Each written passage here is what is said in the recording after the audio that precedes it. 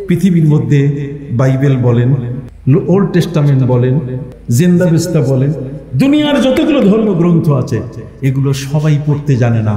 আর কোরআন পৃথিবীতে 200 কোটি মুসলমান সবাই পড়তে জানে। কথা বলেন, এটা কোরআনের একটা বিশাল কি বৈশিষ্ট্য। কোরআনের বৈশিষ্ট্য। আপনারা কি সূরা ফাতিহা পড়তে জানেন না? কারা কারা জানেন? হাত উঠান দেখি। এইভাবে সারা পৃথিবীর 200 কোটি মানুষকে যদি এক জায়গায় এনে আমি জিজ্ঞেস করি যে কারা কারা সূরা ফাতিহা পড়তে জানেন, তখন 200 কোটি মানুষই কি হাত জাগাবে। আপনি সুবহানাল্লাহ বলবেন না? পৃথিবীর এমন কোনো জায়গা নেই যে জায়গায় কোরআন খুঁজে পাওয়া যাবে না। কথা বলেন, কোরআন সব জায়গায় আছে। আর সেই কোরআন কত বড় সম্মানীয় কিতাব। আল্লাহ বলছেন, সেই কোরআন যদি আমি পৃথিবীর মধ্যে পাহাড়ের উপরে নাজিল করতাম, তাহলে পাহাড়ের পাথরগুলো বালুকণায় পরিণত হয়ে যেত। কথা বলেন। শুধু তাই নয়, কোরআনের একটা আয়াতের ব্যাখ্যা, একটা আয়াতের তাফসীর এমন, ওয়ালাউ আন্নামা ফিল আরদি মিন শাজারাতিন আকলাম ওয়াল বাহরু ইয়ামুদ্দুহু মিন বাদিহি সাবআতু আবহুরিম মা নাফিদাত কালিমাতুল্লাহ। কথা বুঝতে পারছেন? যদি 7 সমুদ্র পানি দিয়ে কালি বানানো হয় আর সারা পৃথিবীর সমস্ত গাছগুলোকে যদি কলম বানানো যায়, আল্লাহর একটা আয়াতের ব্যাখ্যা শেষ করার কারো সুযোগ নেই। কুল্লাউ কানাল বাহরু মিদাদান লিকালিমাতি রাব্বি। আল্লাহর একটা আয়াতকে যদি কোনো ব্যক্তি ব্যাখ্যা করতে চায়, কথা বুঝতে পারছেন, তাহলে দুনিয়ার সাগরের পানি এগুলো লানাফিদাল বাহরু ক্বাবলা আন তানফাদা কালিমাতু রাব্বি ওয়ালাউ জিনা বিমিসলিহি মাদাদা। আল্লাহ বলেন, ওই সাগরের সম পানি আবার যদি এনে কেউ নিপের মধ্যে ঢুকাইয়া কালি বানায় আর কোরআনের একটা আয়াতের যদি ব্যাখ্যা শুরু করে, তাহলে সেই ব্যাখ্যা কখনো শেষ করতে পারবে না। অতএব শেষ কথাটা আমি আপনাদের সামনে বলে যাই, সেটি হলো হযরত মুসা আলাইহিস সালাম তিনি আল্লাহর কাছে দাবি করলেন যে আল্লাহ, সবাইকে আপনি কিতাব দিয়েছেন, আমার জাতিটাকেও আপনি একখানা কিতাব দেন, আসমানি কিতাব দেন। ওরা অন্য কারো কিতাব মানে না। আল্লাহ বলছেন, আমার কাছ থেকে সেই কিতাবটা পেতে গেলে কিছু প্রসেস আছে, কিছু নিয়ম আছে। আর সেই নিয়মটা হলো যে তোমাকে তুর পাহাড়ে আসতে হবে। কোথায়? জোরে বলেন, কোথায়? তুর পাহাড়। কেন? তুর পাহাড় হচ্ছে আল্লাহর সাথে ওয়াইফাই কানেকশনের জায়গা। কথা বল, আল্লাহর সাথে ওয়াইফাই কানেকশনের জায়গাটার নাম কি?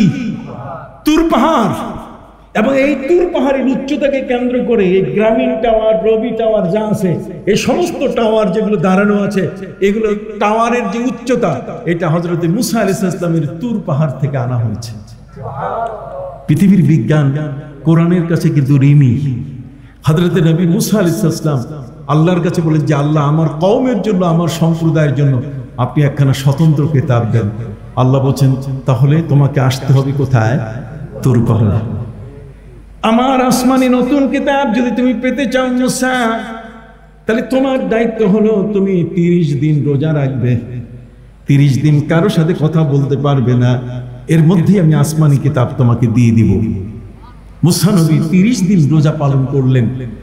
আজকের দিনের শেষ, আজকেই 30তম দিন।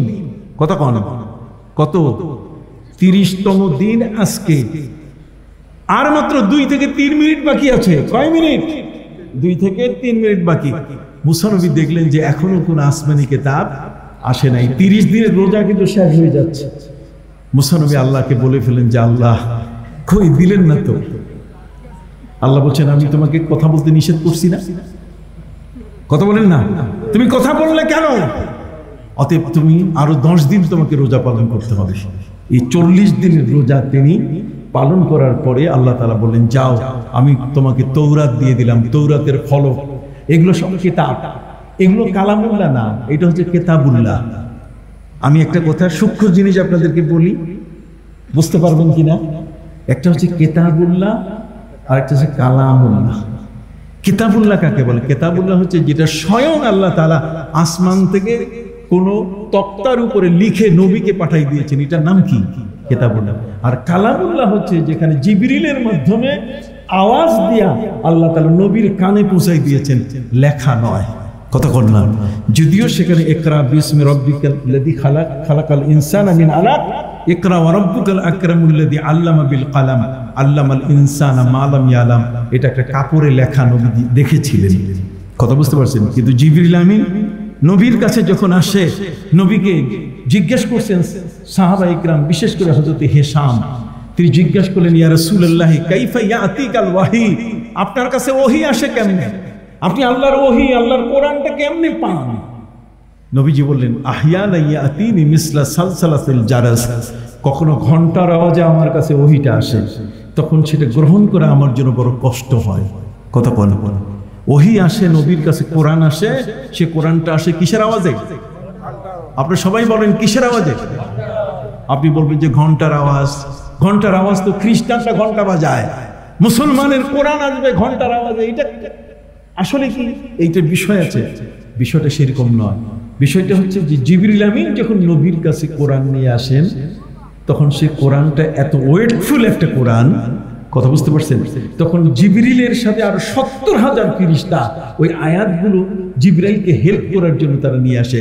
সবাই মিলে, আমাদের বাংলাদেশের জাতীয় পতাকা আমরা সবাই মিলে একসাথে এতগুলো মানুষ মাথার উপরে তুলে ধরতে পারি কিনা? কথা কোন? তো কোরআনের আয়াতটা অনুরূপভাবে সমস্ত ফেরেশতা যখন ধরে ধরে নবীর কাছে নিয়ে আসে, তখন এটা এত ওয়েটফুল যে একজন মানুষ 10 কেজি মাল যদি তার ঘাড়ে দেওয়া হয়, সে যেভাবে হাঁটে, আর 2 মনের বস্তা যদি তার ঘাড়ে দেওয়া হয়, তাহলে 2 হাঁটা একরকম হয় না। হয় কি 2 হাঁটা একরকম? অতএব এই কোরআন যখন ফেরেশতারা নিয়ে আসতো, তখন মাটির উপরে ধম ধম ধম ধম ধম এই ধরনের একটা শব্দ হতো, যে শব্দটা রূপান্তরিত হতো ঘন্টার আওয়াজে। সুবহানাল্লাহ বলে। ওয়া আহইয়ানা ইয়াতামাসসালু লিয়াল মালাকু বাশারা, আর কখনো কখনো ফেরেশতা মানুষের রূপ ধরে আমার কাছে আসে, এবং সেই ফেরেশতা আমাকে বলে, আর আমি সেটা শুনে আমি মুখস্থ করি। সুবহানাল্লাহ বলেন। তাহলে কালামুল্লাহ আর কিতাবুল্লাহ, কিতাব হচ্ছে যেটা কি লিখিত ভাবে আসে, আর কালাম হচ্ছে যেটা আল্লাহর পক্ষ থেকে আসে। কালাম বলতে গেলে যেমন আমেরিকা থেকে আপনাকে ফোন করা হচ্ছে, হ্যালো, এই যে আওয়াজটা আপনি শুনতেছেন, এই আওয়াজটা আপনি আর সে শুনতেছে, তৃতীয় কেউ বুঝতে পারতেছে না। এই ধরনের ওহীর ঘটনাগুলো কিন্তু এভাবেই। হযরত মুসা আলাইহিস সালাম 40 দিন পার করার সাথে সাথে আল্লাহ তাআলা তাকে তৌরাত দিয়ে দিলেন। তৌরাতের ফলক, তৌরাত ছিল তক্তার উপরে লেখা, তক্তার উপরে ফলক যখন দেওয়া হলো, মুসা নবী খুব খুশি যে 40 দিনের পর আমি তৌরাত পেয়ে গেলাম। তিনি আল্লাহর কাছে বলেন যে, মাই ডিয়ার রব, থ্যাঙ্কস, তোমাকে অনেক ধন্যবাদ, তুমি আমাকে তৌরাত দিলে। আল্লাহ বলছেন, কান্দে নিয়ে যাও তোমার দেশে।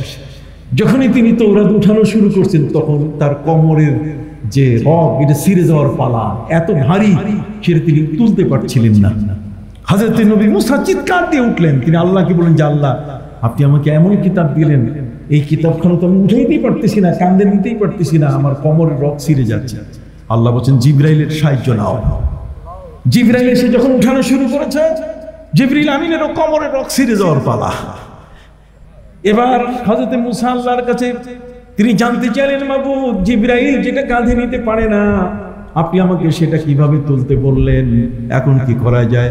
আল্লাহ বললেন, হে নবী মুসা, তুমি একটা কাজ করো, জিবরিল আমিনের সাথে 70,000 ফেরেশতা আছে, ওদেরকে নিয়ে আসো, এরা সবাই মিলে এটা তোমার কাঁধে তুলে দেবে। সব ফেরেশতা যখন একসাথে তোলা শুরু করছে, সব চিৎকার দিয়ে পালান শুরু করছে যে এত বিশাল এই ভারী জিনিস, এটা আমরা উঠাতে পারতেছি না। অবস্থা এমন হয়ে গেল, মুসা নবী বললেন যে যেটা জিবরাইল কাঁধে তুলতে পারে না, যেটা 70,000 ফেরেশতা কাঁধে তুলতে পারে না, আর সেটা আমার কম কিভাবে, এটা আমার এলাকার মানুষ কিভাবে কাঁধে তুলবে, এটা তো এক জায়গা থেকে আরেক জায়গায় নিতে হবে। কি বলেন? আজকে তো এখানে কোরআন আনা হয়নি, কিন্তু আমাদের কোরআন এমন একখানা কিতাব, এটা স্থানান্তর করা যায় কিনা? আপনি এক ঘর থেকে আরেক ঘরে নিতে পারেন, এক মাদ্রাসা থেকে আরেক মাদ্রাসায় নিতে পারেন কিনা? হযরত নবী মুসা আলাইহিস সালাম তিনি আল্লাহর কাছে বললেন যে, মাবুদ, এত ভারী জিনিস আমাকে দিলেন। আল্লাহ বলে দিলেন, মুসা রে, আসো, তোমার জন্য আমি হালকা করে দিচ্ছি। মুসা বলছেন, তাহলে ভারী করলেন কেন? ভারীটা এই কারণে করে দিচ্ছি, তুমি যেন বুঝতে পারো যে আসমানি কিতাব, এটা বস্তির মানুষের কিতাব না, এটা ওই একটা সাধারণ মানুষ বলে নাই। কালামুল মুলুকে মুলুকুল কালাম, এটা হচ্ছে আল্লাহর বাণী। সুবহানাল্লাহ বলেন। কার বাণী? আল্লাহর বাণী। অতএব সেই কোরআন আল্লাহর বাণী, সেই গ্রন্থ আমাদের কাছে আছে, আর সেই গ্রন্থটাকে কেন্দ্র করে একজন ইহুদিরা কালেমা পড়ে কি হচ্ছে? কথা কোন? ইহুদিরা কালেমা পড়ে কি মুসলমান হচ্ছে। দাওয়াত খাইতে যাইয়া কি আপ্যায়ন করছে? আমি বলেছি না আপনাদেরকে, একটু বলেন না, ইহুদি মুসলমানকে দাওয়াত করেছে, আপ্যায়নের জন্য দিয়েছে কি? মদ হালাল না হারাম? মুসলমান যখন খাইতে চায়নি দিছে কি? আঙ্গুর। তাহলে আঙ্গুর যখন খাওয়া শুরু করেছে, আঙ্গুর খাওয়া অবস্থায় তখন ইহুদি প্রশ্ন করলো যে এটা তো খাচ্ছ তুমি, এর দিয়ে তো এই মদ তৈরি হয়েছে। কথা বুঝতে পারলেন? তখন সেই মুসলমান যে কৌশল করেছিলেন, সেই কৌশলের উপরে ভিত্তি করে আজকে সারা পৃথিবীতে তোলপাড়। আজ আমেরিকার জমিনে আমি প্রথম যখন যাই, তখন নিউ ইয়র্কে মসজিদের সংখ্যা ছিল মাত্র 300, আর এখন 7000। সুবহানাল্লাহ। গোটা নিউ ইয়র্কে এখন মসজিদের সংখ্যা কি? 7000। তাহলে এতগুলো মসজিদ, এতগুলো মাদ্রাসা, দিন দিন মুসলমানের সংখ্যা বেড়ে যাচ্ছে। এটা এর পেছনে কারণ হচ্ছে যে কোরআন, এটি হচ্ছে যুগপ্রদ একটি মিরাকল, একটি অলৌকিক, একটি আল্লাহর পক্ষ থেকে একটি ক্ষমতা, এই শক্তি ধ্বংসকারী একখানা কিতাব। সেই কিতাবখানা আমাদের কাছে থাকার পরও আজকে আমরা ফিলিস্তিনে মার খাচ্ছি। কতক্ষণ না আমরা ফিলিস্তিনে কি মার খাচ্ছি। আল্লাহ বড় মেহেরবানি করেছেন যে ইরান যখন একটার পরে একটা ছাড়া শুরু করছে, তখন গোটা দুনিয়া পাগল হয়ে পালাবার জন্য কোন দিকে যাবে দিশা পাচ্ছে না। কতক্ষণ আজ গোটা আরব বিশ্ব মুসলিম যদি এক হয়ে যায়, তাহলে পৃথিবীর কোনো কাফেরের পক্ষে মুসলমানের মোকাবেলা করা সম্ভব। মুসলমান হচ্ছে ওই জাতি যাকে আল্লাহর ফিরিস্তা সাহায্য করতে আসে। বদরের যুদ্ধে 5000 ফিরিস্তা সাহায্য করতে এসছে। অতএব সেই ফিরিস্তা আসার পরিবেশ আমাদের তৈরি করতে হবে। এই জন্য প্রয়োজন হলো সততা, সত্যবাদিতা, ন্যায়নিষ্ঠা, সুদ ঘুষ পাপের কাজ ছেড়ে দিতে হবে। 5 ওয়াক্তের নামাজ পড়তে হবে। আপনারা রাজি আছেন কিনা? হাত উঁচু করেন, রাজি আছেন কিনা? 5 ওয়াক্তের নামাজ আপনাকে পড়তে হবে। সম্মানিত সুধী, যুবকদের সাথে ছোট ছোট শিশুদেরকেও আপনার মসজিদে নিয়ে আসবেন। তার কারণ ওরা মসজিদে আসলে আপনার রুকু দেখে শিখবে রুকু কারে বলে, আপনার সেজদা দেখে শিখবে সেজদা কাকে বলে। কথা কি বুঝতে পারছেন? আমি আশা করি আপনি এগুলো মনে রাখবেন। আমাদের পাশে সবচেয়ে বড় দরবার হলো সারসিনা দরবার। কথা বল, আমাদের কাছেই হলো নেসারাবাদ। হযরতে মাওলানা আজিজুর রহমান নেসারাবাদী রহমতুল্লাহ আলাইহি কায়েদ শাহ হুজুরের বাড়ির মাদ্রাসা। কি বলেন? কায়েদ শাহ হুজুরের জন্ম হয়েছে কোথায়? সরসিনায়। অর্থাৎ তার জ্ঞানের জন্মস্থান কি? সরসিনায়। কথা বুঝতে পারছেন? আমাদের এত বড় দরবার, আমাদের পাশে এত বড় আলেম ওলামা বাস করছেন। আসুন আমরা কোরআনের ব্যাখ্যা বিশ্লেষণ সঠিকভাবে বুঝি। বর্তমান বিশ্বে কিন্তু ইহুদিরা আর পিছিয়ে থাকতে চায় না, খ্রিস্টানরা এখন আমার নবীর ধর্মে আসতে চায় সবচেয়ে বেশি। আমি তো প্রায় 125টা গির্জায় বক্তব্য দিয়েছি আমেরিকায়, যেগুলো মুসলমানরা কিনে কিনে মসজিদ বানিয়েছে। কি বানাইছে? মসজিদ বানাইছে। তাহলে মুসলমানরা কতদূর এগিয়ে যাচ্ছে। বিশ্ব যখন এগিয়ে চলেছে, আমরা আছি ঘরে বসে বিবি তালাকের ফতুয়া দেই, কোরআন হাদিস চষে চষে। কোরআন হাদিস দিয়ে এখন শুধু ফতুয়া, কে তালাক হবে কোন তালাকটা হবে না এটা নিয়ে বসে আছে না। আমি ইরানে যাওয়ার পরে দেখলাম যে ছোট ছোট শিশুদেরকে ওরা মিসাইল কেমনে বানাবে সেটা শেখাচ্ছে। তার কারণ কাফেরদের বিরুদ্ধে সবচেয়ে বড় শক্তি মুসলমানের হাতে তৈরি করতে হবে। কাফেরদের ঘরে ছোট বাচ্চারা আগে ঘুম পাড়ানি মাসি পিসি ছিল, এখন কিন্তু ঘুম পাড়ানি মাসি পিসি নাই। এখন খ্রিস্টানরা ভয় দেখায়, কয় মুসলমান আসতেছে মুসলমান আসতেছে, তার মানে খবরদার ঘুমাও। কথা বুঝতে পারছেন? তার অর্থ হলো আমাদের হাতে কোরআন আছে। বলুন আমাদের হাতে কি আছে? আমাদের হাতে নবীর কি আছে? আদর্শ আছে। আমাদের কাছে আউলিয়া ইকরামের মহব্বত, ভালোবাসা, তাদের দেখানোর তরিকা এবং পথ আছে। কথা বুঝতে পারছেন? এই সবগুলো নিয়ে যদি আমরা চলি, আমি আশা করি ইনশাআল্লাহ আগামীতে আমাদেরকে কেউ পরাস্ত করতে পারবে না। আর কোরআন এমন একখানা কিতাব যে হ্যাভি উজু, তোমার কি উজু আছে? কোরআন আমাকে প্রশ্ন করছে, আমি কি তার উত্তর দিতে পারবো? কতক্ষণ না আমি বিনা উজুতে কোরআন ধরতে পারি না। কেন? এটা মহাসম্মানীয় একখানা কি কিতাব। লা ইয়ামাসসুহু ইল্লাল মুতাহহারুন। ডোন্ট টাচ মি উইদাউট উজু। উজু ছাড়া তুমি আমাকে স্পর্শ করো না। তার অর্থ হলো যে আপনি যেন কোরআনকে সম্মান করেন। তার কোরআন হচ্ছে আহসানুল হাদিস। কতক্ষণ না? তার মানে পৃথিবীর সমস্ত কিতাব, সমস্ত বাণী, পৃথিবীতে বিজ্ঞানীরা যা বলেছে, পৃথিবীতে মনীষীরা যা বলেছে, যার যত বাণী আছে, আল কোরআন হলো সবার চেয়ে শ্রেষ্ঠতম একটি বাণী গ্রন্থ। আর সেই কিতাবখানা ঘরের মধ্যে ফেলে রাখলাম, একবারও দেখার সুযোগ পেলাম না, সেই কোরআনের ব্যাখ্যা বিশ্লেষণ জানলাম না, আপনি কিয়ামতের ময়দানে নবীর হাত থেকে বাঁচতে পারবেন না। ওয়াকালা রাসূল ইয়া রাব্বি, সেদিন নবীজি আল্লাহর কাছে বললেন, হে আমার রব, ইন্না কওমি ইত্তাখাযু হাযাল কুরআনা মাহজুরা, আমার এই সম্প্রদায় কোরআনটাকে মসজিদে ফেলে রেখেছে, ওরা নিজের ঘরে নেয় নাই আর নিজে পড়ার চেষ্টা করে নাই। কাজে আজকের মেম্বার সাহেব তারও উচিত কোরআন পড়া, চেয়ারম্যান সাহেব তিনিও কোরআন পড়বেন, নেতৃবৃন্দ কোরআন পড়বেন, আলেম ওলামা কোরআনের বিশ্লেষণ ব্যাখ্যা করবেন। আমরা যারা আছি কোরআন এবং হাদিসের দিক নির্দেশনা মতো আমরা চলবো। আপনি কি সবাই রাজি আছেন? নবীকে গালি দিব কি? নবীর বিরুদ্ধে কথা বলবো না। যত বেশি সেজদা করবেন, তারাবির নামাজ 20 টাকাতে সেজদা বেশি না 8 টাকাতে সেজদা বেশি? আবার কোন 8 টাকাতে সেজদা বেশি না 20 টাকাতে? আজ আমাদের একদল বেরিয়েছে যারা আমাদেরকে এই নাপিতগিরি করে তারা আমাদের ইবাদত কেটে দিচ্ছে। কথা বুঝতে পারছেন? আপনারা তাদের কথায় কখনো কান দেবেন না। এখনো পৃথিবীতে আলেম ওলামা বেঁচে আছেন। কথা বুঝতে পারছেন? আমি আশা করি আপনারা ইসলামের যতগুলো পর্ব আছে আপনারা শবে মেরাজ, শবে বরাত, শবে কদর, রমজানের ইবাদতগুলো, রহমত, মাগফিরাত আর জাহান্নাম থেকে মুক্তি লাভ, গরিবদের দুঃখীদের পাশে দাঁড়ানো, তাদেরকে দান সদকা করা, তাদের পাশে গিয়ে তাদের অভাব অভিযোগগুলো মোচনের ব্যবস্থা করা, মেহমানের আপ্যায়ন করা, নিজেদের মধ্যে ভালোবাসা সৃষ্টি করা, প্রতিবেশীকে কষ্ট না দেওয়া, এই সবগুলো আপনারা লক্ষ্য রেখে আর যার যত ইচ্ছা জমি ঠেলাঠেলি করে নিয়ে নিবেন। কি বলেন?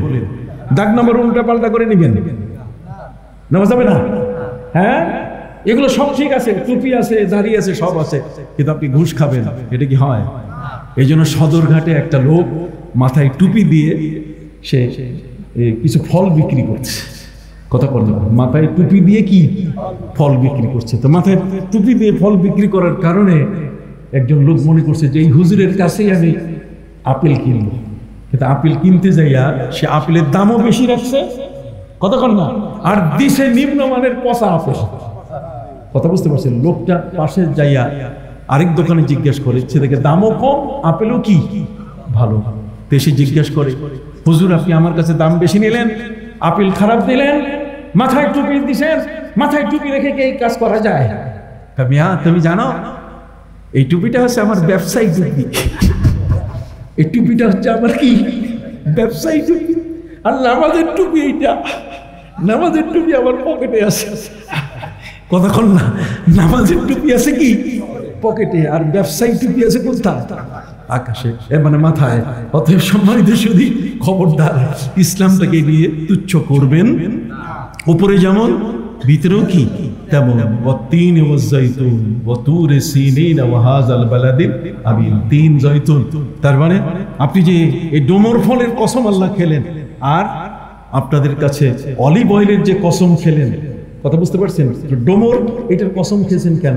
এই কারণে কসম খেয়েছেন যে ডোমরটা হলো এর উপরের রং যেমন, এর ভিতরের রং কি তেমন। কথা বল, এই জন্য ডোমর ফলের কসম খেয়েছেন। আল্লাহ বলছেন যে তুমিও যেন ডোমর ফলের মতো হও, তোমার বুকটা আর তোমার মুখটা যেন সমান হয়। কথা বল না, তুমি বুকে যা রাখবে মুখে কি তাই বলবে, মুখে সেই কথাই বলবে যেটা তোমার বুকে থাকবে। খবরদার মুনাফিকি করবে না। আজকের এই মুহূর্তে এই আলোচনার সুযোগ দেওয়ার কারণে দীর্ঘ সময়ে আমি কথা বললাম। নিশ্চয়ই আপনারা আলোচনা থেকে উপকারের কিছু পেলে আপনারা আমল করবেন। রাজি আছেন? আপনি কি করবেন? আমল করবেন।